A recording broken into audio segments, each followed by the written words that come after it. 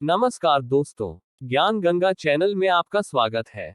आज मैं हाजिर हुआ हूं नई ज्ञानवर्धक कहानी के साथ जिसका शीर्षक है बुद्ध ने युवक को सत्संग का महत्व समझाया।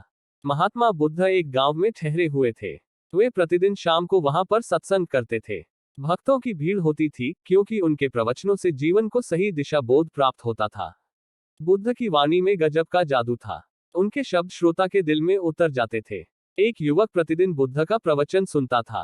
एक दिन जब प्रवचन समाप्त हो गए तो वह बुद्ध के पास गया और बोला, महाराज, मैं काफी दिनों से आपके प्रवचन सुन रहा हूँ, किंतु यहाँ से जाने के बाद मैं अपने गृहस्थ जीवन में वैसा सदाचरण नहीं कर पाता जैसा यहाँ से सुनकर जाता हूँ। इससे सत्संग के महत्व पर शंका भी होने लगती है। बताए, मैं क्या करूं? बुद्ध ने युवक को बांस की एक टोकरी देते हुए उसमें पानी भरकर लाने के लिए कहा। युवक टोकरी में जल भरने में असफल रहा। बुद्ध ने यह कार्य निरंतर जारी रखने के लिए कहा। युवक प्रतिदिन टोकरी में जल भरने का प्रयास करता किंतु सफल नहीं हो पाता। कुछ दिनों बाद बुद्ध ने उससे पूछा, इतने दिनों से टोकरी में लगातार जल डालने से क्या टोकरी में कोई फर्क नजर आया?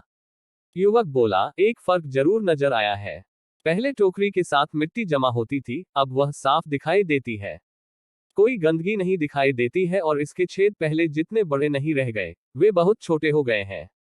तब बुद्ध ने उसे समझाया, यदि इसी तरह उसे पानी में निरंतर डालते रहोगे तो कुछ ही दिनों में ये छेद फूलकर बंद हो जाएंगे और टोकरी में पानी भर पाओगे।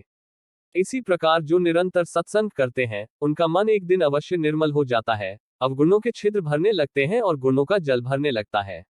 युवक ने बुद्ध से अपनी समस्या का समाधान पा लिया।